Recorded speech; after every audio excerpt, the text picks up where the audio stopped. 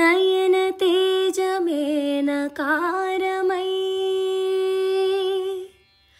మనోనిశ్చయం మకారమై శ్వాసచలనమే శికారమై వాంఛితార్థమేవ కారమై యోచన సకలము యకారమై నాదం నకారం మంత్రం మకారం స్తోత్రం శికారం వేదం వకారం యజ్ఞం యకారం ఓం నమః శివాయ ఓం నమః శివాయ ఓం నమః శివాయ.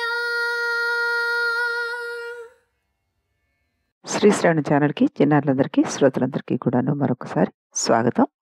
ఈరోజు మనం శివానంద లహరిలో 2వ శ్లోకాన్ని చెప్పుకోబోతున్నాం.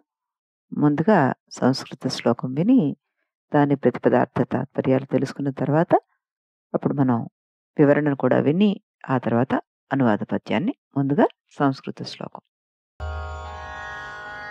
గళంతి శంభో త్వచ్చరితసరితః కిల్బిషరజో దళంతీధి కుల్యా సరణిషు పతంతి విజయతాం తిషంతి సంసార భ్రమణ పరితాపో శమనౌ వసతి మచ్చేతో హ్రదభువి శివానందలహరి.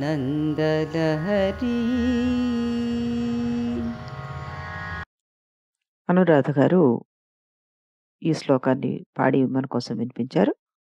వారికి మరొకసారి కృతజ్ఞతలు తెలుపుతూ దీని ప్రతిపదార్థం తీసుకుంటే, హే శంభో సుఖమునకు కారణమైన వాడా, త్వత్ నీ యొక్క చరిత్రమనీయుడు, సరితః నది నుండి, కళంతి స్రవించి పారుచున్నది, కిల్బిష పాపములనేడు, రజః ధూళిని, దళంతి ఖండించుచుంది, ధీ బుద్ధిలనడు, కుళ్య పిల్లకాలువల యొక్క, సరణిషు త్రోవళయందు, పతంతి ప్రసరించుచున్నది, సంసార భ్రమణ జనన మరణ రూపమైన సంసార చక్రం నందు తిరుగుట చేత కలిగిన పరితాప అత్యంత సంతాపముల యొక్క ఉపశమనం ఉపశాంతిని, దిశంతి ఇచుచున్నది, మత్ నా యొక్క, చేతః చిత్తమనేడు, హృదభువి మడుగునందు, వసంతి నిలిచినుండునది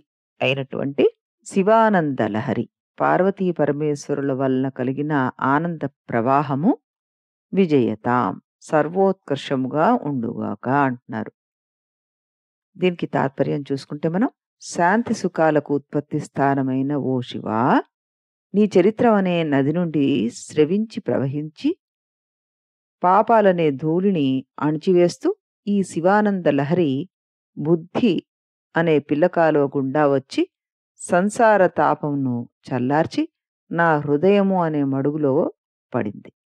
ఈ ఆనంద ప్రవాహం ఇక ఈ మడుగును వదిలిపోకుండా స్థిరముగా ఉండేట్లుగా అనుగ్రహించు అంటూ ప్రార్థిస్తున్నాడు. ఇక్కడ వివరణకి వెళ్ళిపోతే మనం, చైతన్యవంతమైన శాంతిని ఆనందమని, నిలకడగా ఉండే ఆనందాన్ని శాంతి అని మనం చెప్పుకోవచ్చు అంటున్నారు.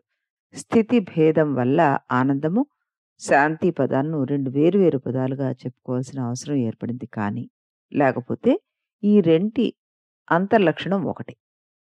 ఈ రెంటి వల్ల వచ్చే శాంతి సుఖం అనుకుంటే అటువంటి సుఖశాంతులకు ఉత్పత్తి స్థానమైన వాడు శంభుడు అన్నది మనం ఇక్కడ గ్రహించవచ్చు అనమాట.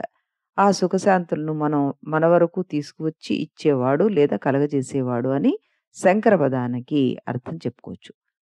ఈ రెంటిని తనకు నామాలుగా చెల్లే శివుడికి సంబంధించిన ఈ శివానందలహరి స్తోత్ర ఉత్పత్తి స్థానం గురించి, దానివల్ల జీవికి కలిగే ఉపయోగం గురించి ఈ శ్లోకంలో మనకి చెప్పబడింది అనమాట. తత్ చరిత సరితః కిల్బిష రజోదళంతి అన్నారు. మంచి చరిత్ర ఉన్న వారిపై చేసే స్తుతులు కూడా సార్థకాలే అవుతాయట. శివుని లీలలు మంచి మహిమాన్వితమైనవి, అందరికీ మహోపకారంగా ఉన్నవి, మంగళకరమైనవి. అట్టి శివుడి చరిత్ర అనే మహానదీ ప్రవాహం అది ప్రవహించే ప్రదేశాల్లో ధూళి దూసరములనే పాపాలను కడిగివేస్తుంది. అంటే అంతకు పూర్వం జీవుడు ఆశ్రయించిన కపట వ్యక్తులను, అనుసరించిన వృధా విధానాలను, అందువలన ఏర్పడిన కష్ట నష్టాలను పరిష్కరించడంతో బాహ్యరంగ ప్రక్షాళన జరుగుతుంది అన్న విషయం ఇక్కడ సూచించబడింది. అది కాకుండా ఇంకొక పదం వాడారు ఇక్కడ, ధీ కుళ్యాసరణిషు పతంతి అన్నాడు. బాహ్యరంగము చక్కబడిన తర్వాత జీవుడి అంతరంగం చక్కబడ్డం అన్నది రెండో మెట్టు అనమాట. ఈ రెండో మెట్టును గురించి ఇక్కడ చెప్పబోతోంది. ఈ రెండో మెట్టు ఏంటంటే, ఏ విషయమైనా సరే పంచజ్ఞానేంద్రియ ద్వారానే మనసుకు చేరుతుంది. మనస్సు గ్రహించిన విషయాల్లోని మంచి చెడ్డలను వివేకం జ్ఞానంతో బుద్ధి నిర్ణయిస్తుంది. అటువంటి బుద్ధి అనే పిల్లకాలువ ద్వారా శివానంద లహరి స్తోత్రం అనే మహానది ప్రవహించి అంతరంగ ప్రక్షాళన చేస్తుందనే విషయం ఇక్కడ సూచనప్రాయంగా చెప్పబడింది అనమాట మనకి. తర్వాత అన్నారు, దిశంతి సంసార భ్రమణ పరితాపోపశమనం అన్నారు. బాహ్య అంతరంగ ప్రక్షాళన వల్ల జీవుడి యొక్క సాంసారిక పరితాపాలకి ఉపశమనం కలుగుతుందనే విషయం ఈ పాదంలో మనకి చెప్పబడింది అనమాట. వినాశకాలే విపరీత బుద్ధి అన్న స్థితి వికాసకాలే సవికాస బుద్ధిగా మారే ఉపశమనం ఇక్కడ లభిస్తుంది అంటున్నారు రచయిత. తర్వాత వసంతీమచ్చేతో హ్రదభువి అన్న పాదంలో మనకి బాహ్యరంగం అంతరంగం క్షాళన జరిగిన తర్వాతనే శాశ్వత సుఖానికి ఉత్పత్తి స్థానమైన శివుడి సాన్నిధ్యం లభించడం, శివునితో సాయుధ్యం చెందడం జరుగుతుంది. ఇది ఒక అనుభూతి ప్రక్రియ అన్నమాట. ఈ శివానందలహరి స్తోత్రం అనే మహానదీ ప్రవాహం చివరకు మన హృదయం అనే మడుగులో ప్రవేశించి మనకు శాశ్వతమైన స్థిరమైన ఆనంద స్థితిని కలగజేస్తుందనే విషయం ఈ చివరి పాదంలో సూచించబడింది. అంటే శివనామస్మరణ, శివచరిత పఠనము, శివపాద భజనము మహానంద స్థితిని పొందడానికి ఉత్తమమైన సులువైన మార్గాలను పరోక్షంగా చెప్పడం అన్నమాట. శివుడంటే మనలోని ఆత్మకు ప్రతీక కాబట్టి ఈ మహానందమైన ఆత్మానుభూతికి సంబంధించిన బ్రహ్మానందం కూడా ఇదవుతోంది అంటూ చక్కగా ఈ శ్లోకానికి మనం విశ్లేషణ చెప్పుకున్నాం అన్నమాట. ఇప్పుడు మనం తెలుగు పద్యాన్ని కూడా వినేద్దాం. శంభో మహాదేవ శంకరా భవదీయ చరితామృతమ్మున జననమంది బుద్ధి ఎనడి పూర్ణ శుద్ధ మార్గంబైన కుల్య వెంబడి వడి గొనుచు నుండి ప్రవహించు వేళల పాపజన్యంబైన ధూళినల్లను చేసి క్షాళనమ్ము జనన మరణ రూప సంహార జన్యమౌ సంతాపమునకు ఉపశాంతినిచ్చి మంచి లోతైన నాయదముడుకులోనికి అందుచుండెడి ఈ శివానందలహరి అన్ని వేళల ఆనందమందచేయ విజయమందుచు అచటనే వెలయుగాక.